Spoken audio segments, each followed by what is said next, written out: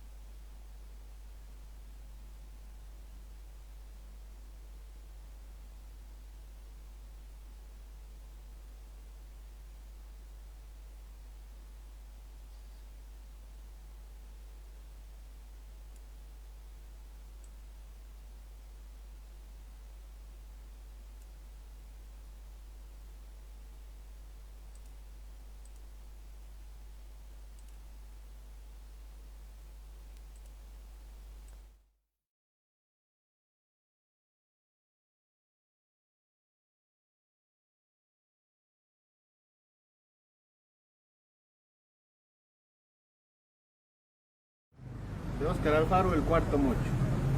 Igual que un gallo viejo que le arrastre el ala, se va el patrón borracho tras de la guana.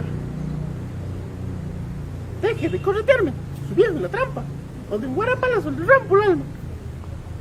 Se mete al cuarto mocho muerta de rabia, pero el patrón la pilla y la acorrala. Se alborota la negra cucha con guaguas y lo pacha al borracho de una sola trompada. Entonces la Emilia suelta una carcajada. ¡Ah! Sale y deja la puerta bien aldabada. Y de adentro el otro gritaba: ¡abrime la tranquera! ¡No seas igualaicha! ¡Que la cucha me muerde! ¡Atata y Juana! Y al rato llega la patrona y pregunta: ¿dónde estará el pántapo? Y la muchacha le responde: por esas chicharillas estará de jarra. Pero al otro día, muy de mañana, lo halla en el cuarto mocho, tirado de panza, emborrachado del todo, duerme la jarra y a su lado muy tranquila arranca la chancha. Y vela y que desde entonces don Panta ya no aletea atrás de la Juana, porque esta lo molesta con esta chanza. Vaya siendo la cocha, su viejo maula. Gracias.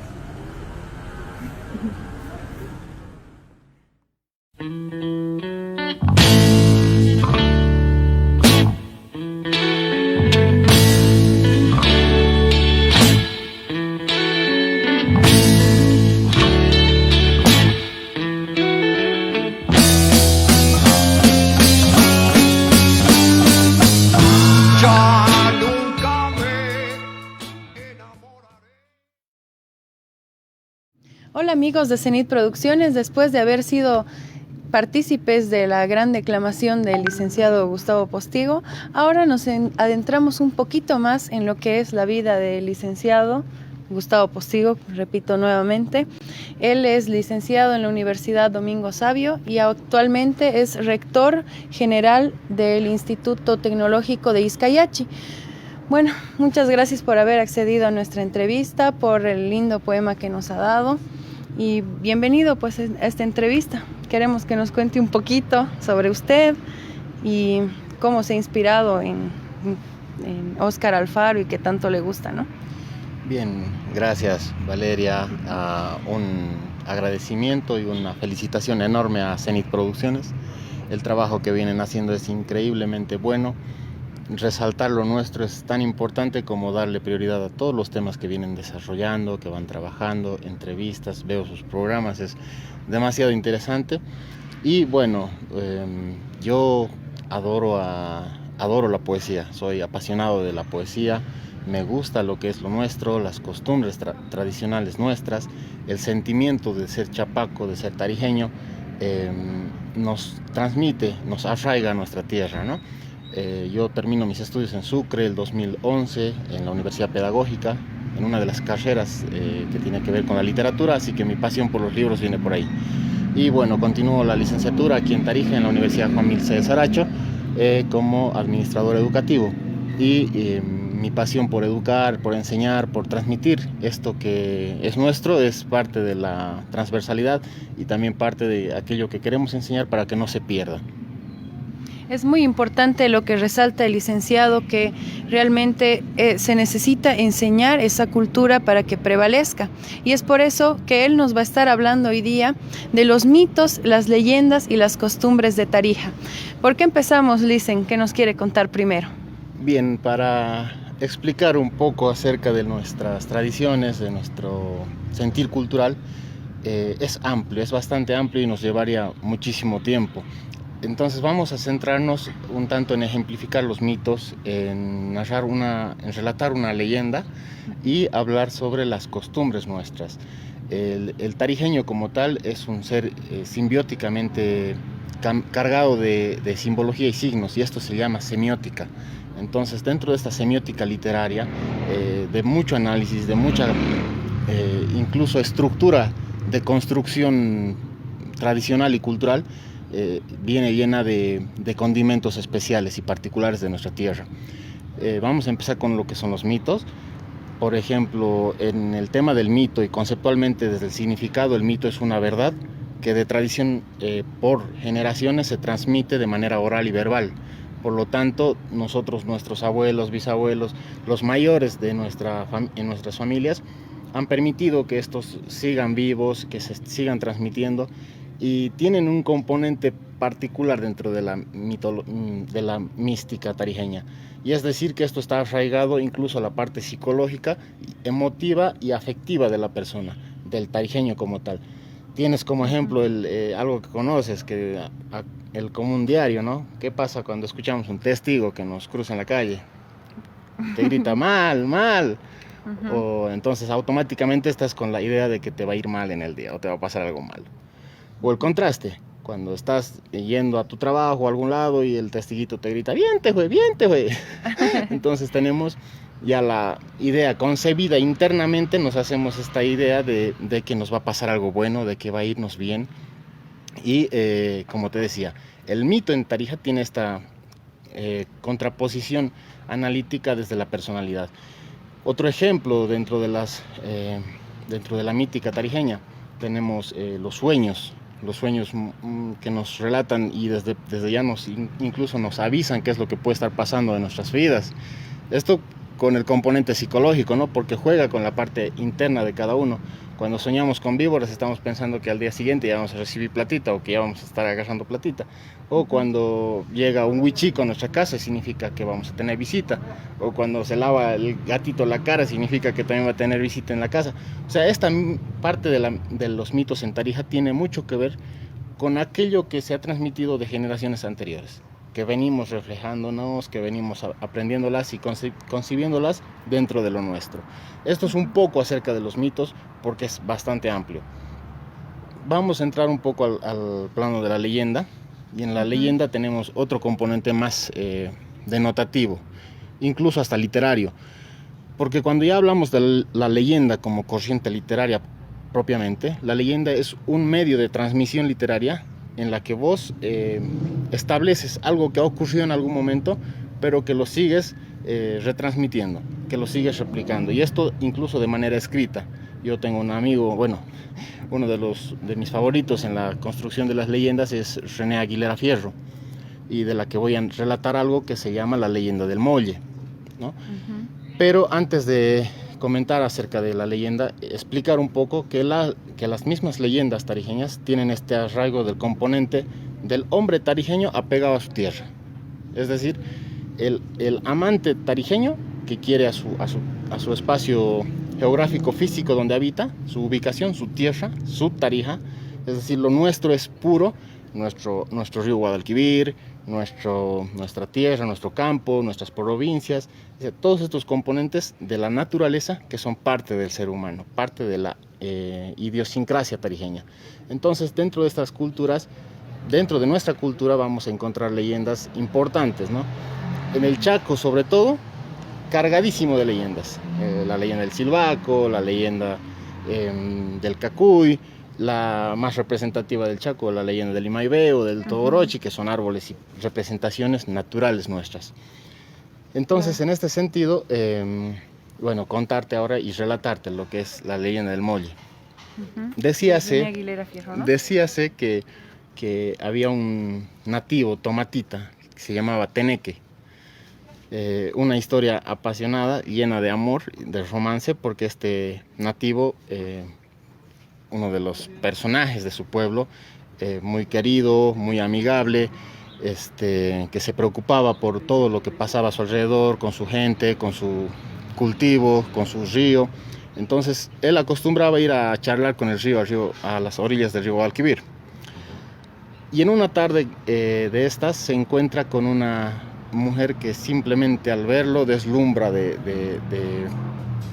amor, esa mirada del primer encuentro romántico entre el chapaco o el nativo tomatita, el Teneque, y la niña de sus ojos, la niña que se convierte en el amor de su vida.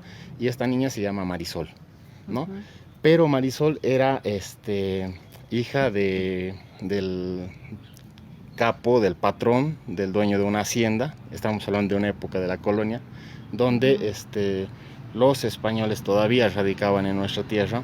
Y bueno, esta chica era prohibida para Teneque, porque Teneque no pertenecía a la misma condición económica social. Por lo tanto, bueno, este amor prohibido llega a ser el componente de un apasionado momento de encuentros durante varios días, esas tardes de romance que vivían a orillas del río Guadalquivir. Un día el papá de esta niña, de Marisol, se entera del problema, porque para él es un problema, y decide llevarse a su hija, encerrarla, castigarla, y al tiempito la despacha a España. Durante varios años, Teneque, sin entender la ausencia de su amada, va a la orilla del río donde era su encuentro y llora desesperadamente su tristeza. Y esta tristeza lo lleva a la muerte. El componente dramáticamente trágico, ¿no? Esta historia romántica que el día del entierro de Teneque retorna Marisol de España, se acerca al lugar donde lo estaban enterrando y se sorprende porque no entendía lo que pasaba. Cuando le dicen a él y le avisan que estaba enterrando a Teneque, se le llena de tristeza el alma a Marisol. Y el paisanito de Teneque que le cuenta esto le dice, bueno, él era muy bueno con nosotros, pero ya su tristeza era demasiado grande, ya no podía soportarla. Él era muy bueno, y por ser muy bueno y por cuidar de la gente, por cuidar de sus terrenos, por cuidar de los árboles, a él le ponen el apodo de Molle. A él apodaban el Molle. Entonces, él pide que lo entierren en ese lugar, donde conoció el amor, donde conoció a la mujer que había amado por única y por primera vez. Entonces, bueno, Marisol al tiempo va todas las tardes a llorar la despedida, a hablar con su amado ya enterrado, y entre esas lágrimas que caían en la tumba, un día decide avisarle a su papá que quiere retornarse a España. En ese momento ocurre un evento sobrenatural, que es el brote de una planta que nosotros hoy conocemos como la planta del Molle. No constante con esto o no contento con esta situación, el papá de Marisol ordena porque esta planta se reproduce rápidamente, semilla muy fértil y empieza a repoblarse en toda la ribera del Guadalquivir. Y bueno, el papá ordena que se arranque todas las plantas de molles. Y Marisol, antes de irse, había cogido un poquito de las semillitas del molle y al rumbo a España va dispersándolas por todo lado, ¿no? Entonces, de aquí a un tiempo nos encontramos con una reproducción de la planta del molle y que se genera en todo el continente latinoamericano. Esto es lo que significa. Incluso hay una maldición en esta leyenda, ¿no? Porque el papá de Marisol, cuando ordena sacar la planta, hace un estribillo en forma de prosa para decir que aquel que plantase un molle, la muerte lo va a perseguir y al cabo de un año ese tipo va a morir. Entonces hay esa costumbre dentro de esta leyenda de creer que cuando plantas un árbol de molle, al año pues nos podemos estar muriendo. Pero wow. El componente de la leyenda, ¿no? Te das cuenta que ubicas el romance, la pasión del sentir amor por primera vez, de una condición prohibida dentro del espectro social, porque encontramos en esta época, y el componente natural, que es fundamental, el arraigo de la persona, del hombre, con su naturaleza. Y eso es hasta el día de hoy. El tarijeño como tal somos amantes de nuestra tierra. Tiene mucha razón, Elisen, muy linda la historia. Y bueno, no sé, ahora ya me da miedo de plantar molles. No sé si vaya a plantar. La verdad es que la semilla es, como usted dice, muy fértil, ¿no? ¿En qué tipo de lenguaje están escritas estas leyendas? Muchas de las leyendas que hoy conocemos y que las tenemos a disposición ya han sido transportadas al castellano. Porque al hablarte de esta época de la colonia ya nos encontramos en un momento en donde ya la educación va teniendo su aporte importante. Es decir, la transmisión oral deja de ser la única transmisión de comunicación en aquel entonces. Ya empieza a escribirse y a relatarse para que esto se conserve. Por eso te digo, René Aguilera y Fierro recopila esta leyenda y varias otras de Tarija para ya plasmarlas en un documento. Cuando vos tienes el documento escrito, tienes una ventaja de que no se distorsiona tanto como cuando es de manera solamente verbal. Pero la esencia se conserva. Y vamos a encontrar otras leyendas. Te decía, las del Chaco generalmente son antiquísimas. Y estamos hablando de los guaraníes o de los chirihuanos, que nos muestran un montón de espectros de su componente natural. Y en el caso del Chaco, sobre todo, tiene este sentimiento más de terror, incluso de susto en sus leyendas, porque la idea era hacer dormir a los niños contándoles una historia para que ellos puedan descansar, con el miedito de que si no te duermes, esto te va a pasar. Entonces, hasta el día de hoy trabajamos con este componente en nuestra educación o en nuestra vida. El tarijeño como tal, y ya para entrar en el plano de las tradiciones o costumbres nuestras, el tarijeño es el chapaco alegre, el chapaco que desborda de picardía, el chapaco que puede hacer de una tragedia un chiste y reírse de sí mismo. Y esa es una condición importante del ser tarijeño desde nuestras tradiciones y desde nuestras costumbres. Eso forma parte de la identidad del tarijeño, ¿no? Y a través de esos mitos y leyendas vienen también las costumbres de lo que es un ser chapaco, ¿no? Ahora hablaremos un poquito sobre esas costumbres. Y justamente, ¿no? Ya entrando en lo que significa las costumbres tarijeñas, tenemos y hay que identificar esto porque muchas veces lo descuidamos. Las fiestas chapacas, las fiestas tradicionales nuestras, están muy arraigadas en esta interacción simbiótica de lo espiritual y lo humano. Es decir, el festejo de la persona como persona, la fiesta y la celebración a nuestra divinidad santa, a nuestro Dios, a nuestro Creador. Esta simbiosis permite que el hombre tarijeño, en todas sus celebraciones tradicionales, que en la mayoría son religiosas, tenga una cronología todo el año redondo de festividades que tienen el componente tradicional. Es decir, la celebración de la misa, primordialmente, es decir, hay que agradecer a Dios, hay que estar en la armonía con nuestro espíritu, recibir la palabra de Dios y después se sale a la fiesta, después se lo festeja. Entonces todo ese componente de festejo tiene que ver con esta simbiosis en la interacción de espíritu y hombre. Todas nuestras tradiciones marcadas por este componente, incluyendo una de las grandes de nuestra tierra, el carnaval, ¿no? Con sus particularidades propias, un carnaval que está sin desligarse de lo religioso, porque el carnaval es previo, una etapa de festejo, una etapa de fiesta, la fiesta del hombre, la fiesta de la carne, desde su significado, pero previo a un cierre con el comienzo de la cuaresma. Es decir, el miércoles de ceniza es el inicio de la cuaresma y donde entramos ya en ese trance de la reflexión, del arrepentimiento y de la espera de la llegada de nuestro Salvador, ¿no? Para nuestra fe católica o la fe cristiana. En ese sentido, pues posterior tenemos la fiesta de la cruz, que es semejante a la fiesta de la Pascua, que es un evento trascendental para nuestra tierra. Vos cuando escuchas la palabra, el término Pascua, automáticamente te lleva a pensar en las mañanitas de Pascua de San Lorenzo, ¿no? Automáticamente te lleva a pensar en las rosas pascuas, los arcos adornados, las enfloraciones con estas rosas pascuas que son un símbolo de este evento, y que también tiene este componente que celebramos en el Tríduo Pascual, el jueves, viernes y sábado santo, para recibir el domingo de resurrección a nuestro Señor. Empieza la misa, se hace la celebración y luego el zapateo al son del violín, ¿no? Y un zapateo que también tiene un significado, por cierto, ¿no? Estamos hablando de un significado incluso mucho, mucho más ancestral de lo que se vivía o se ha vivido antes en Tarija, de componentes hasta incluso europeos, pero con el arraigo ya nuestro. ¿Dónde viene la cultura, la trascendencia nuestra? En ese tarijeño que lo festeja. Cuando te hablo de tarijeño es el varón y la mujer que está sumido en este evento cultural. La fiesta de la Pascua se la celebra aquí en San Lorenzo en grande, pero también en otras comunidades que tienen sus particularidades. El caso de Tomayapo, de donde son mis papás, donde tenemos raíces, que es un festejo importante este día. Es una confraternización y una unión de todas las comunidades para celebrar este evento importante.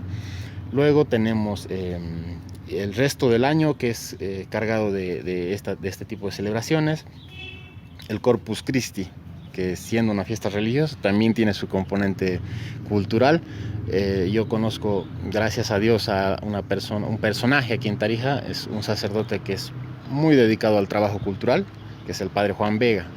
Y él tiene pues ya su manera de trabajar y de vivenciar la fiesta religiosa, pero con el componente tarijeño, con el componente cultural, y es intrínseco. Entonces vos cuando hablas de Corpus Christi automáticamente es pensar en, ahora está trabajando en la parroquia de Guadalupe, entonces ya encuentras las comunidades congregadas ahí, un evento grande que se desarrolla en homenaje a la celebración del Corpus, que es nada más y nada menos que también la celebración al Santísimo Sacramento, ¿no? Nuestra fe está muy ligada a nuestras costumbres y a nuestras tradiciones. Tenemos en el mes de junio también el tema de San Antonio de Padua, una fiesta que se celebra en varias comunidades, pero sobre todo la representativa es en Cella Méndez. La celebración y después afuera los chunchos con las cañas, haciendo toda esta representación cultural. Luego ya preparándonos para lo que va a ser julio, San Pedro y San Pablo Apóstol, una fiesta grande en Yacuiba, igual con sus componentes desde su simbiosis cultural. Luego tenemos lo que es ya la preparación para la Santa Anita, un evento trascendental para Bolivia porque en Tarija se la celebra únicamente con el componente de que son los niños los que trabajan aquí. O sea, es la fiesta de los niños, nuestra Santa Anita, de donde encontramos diferentes elementos de manera pequeña, miniatura, y se hace generalmente en la calle Cochabamba, ahora se llama calle Cochabamba, y bueno, todos estos componentes culturales son nuestros, preparándonos para nuestra fiesta más grande, ¿no? San Roque y Chaguaya, nuestros patronos en nuestro departamento. Y de esta manera, explicando lo que sigue siendo esta sincronía de lo religioso, espiritual, con lo cultural, con la parte festiva del ser humano, es cómo entendemos nuestras tradiciones y nuestras costumbres, ¿no? Y sigue, el año en Tarija redondo tiene su cronología, su espacio único de festividades, y que necesita este aporte, este apoyo de todas las autoridades, de todos los personajes que están trabajando con el tema de cultura, que necesita el apoyo de nuestros padres, de nosotros ya también como padres, para que nuestros niños, que son las generaciones que vienen, nuestros jóvenes, que son las generaciones que siguen por delante, conserven esto que es nuestro. El hecho de conservar significa reproducir lo que es tu cultura, replicarlo y seguirlo vivenciando. Porque esto no, el ser cultural, si bien es cierto que tiene los componentes de desarrollo y de evolución, pero la esencia cultural es algo que no se debe perder jamás. No puedes perder tu esencia cultural desde tus tradiciones, desde tus leyendas, desde tus mitos, desde tus cuentos, los relatos. Un rito importante que tenemos en nuestra costumbre tradicional tarijeña es el rito a la Pachamama, es decir, el respeto a nuestra madre tierra. ¿Qué significa Pachamama? ¿No? Que es un término incluso quechua, pero nosotros lo trabajamos desde la cultura tarijeña. Y nosotros la vivenciamos sobre todo en nuestras comunidades en el campo, antes de sembrar o en algún momento que hayas hecho un compromiso con la tierra. He conocido a un personaje en Turumayo, el señor Miguel, que me contaba que él tiene un compromiso con la tierra, y me parecía muy importante esta experiencia a manera de relatarlo, porque muchas personas en nuestro entorno la conocen, saber que hay que carar a la tierra, porque vos lo que vas a dar a ella, después también ella te va a retribuir. Entonces, ¿cuál es el componente del rito aquí? Es este arraigo que decía desde el principio, el arraigo de la persona con su naturaleza. Es decir, le estás dando vida, le estás dando personificación a una entidad que es la tierra, que es la naturaleza, parte de lo que es lo nuestro. Y este apego tampoco se puede olvidar ni se puede dejar de lado. Y tenemos así un montón de ritos que son parte de nuestras tradiciones, parte de nuestras costumbres.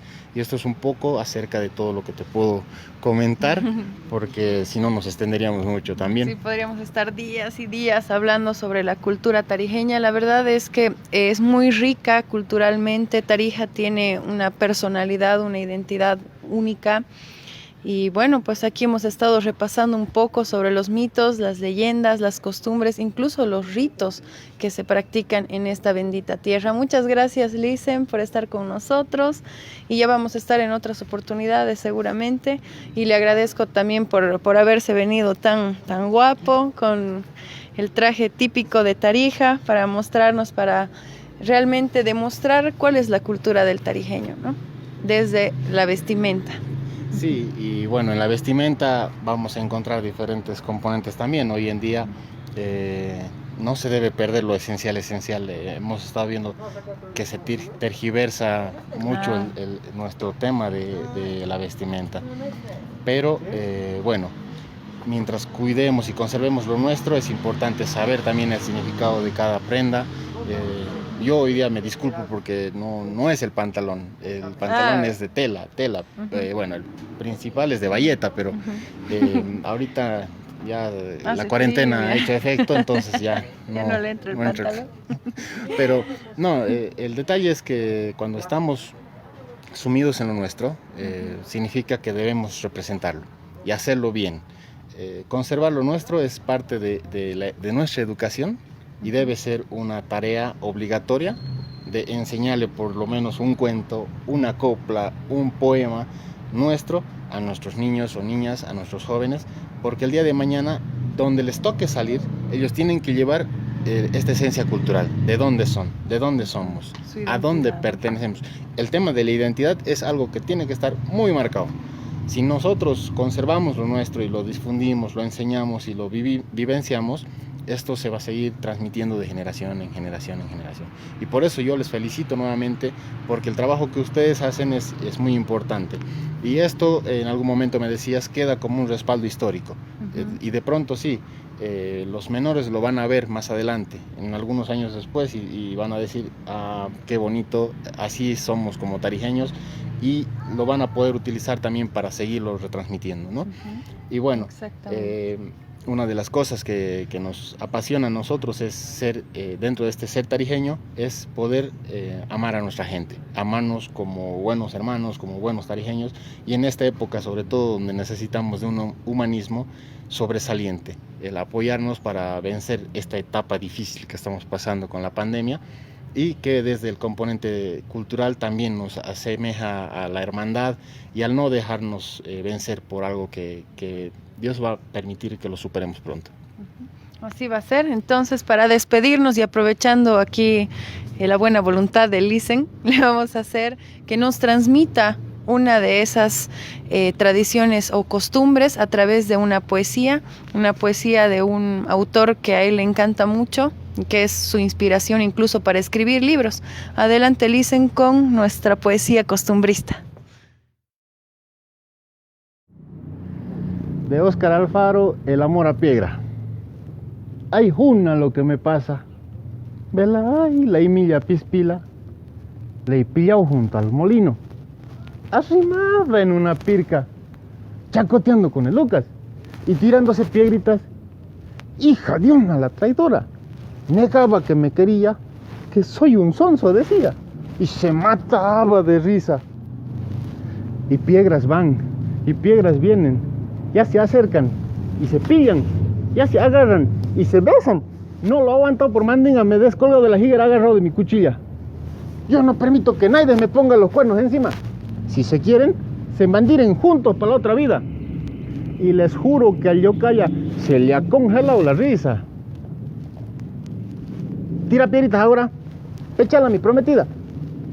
Yo no soy gallo de riña, pero te haces el macho cuando estás con las millas. Si por piedra estáis celoso, me ha dicho la Emilia Lisa, aquí te tiro una grande para que te rompa la crisma. Al levantar un pegrón con sus dos manos de la pirca, me la zumbaba a la cabeza y yo caí viendo chivas. Después se ha ido con el otro guala echando para allá arriba. Mala y el amor a piedra, casi me cuesta la vida. Gracias.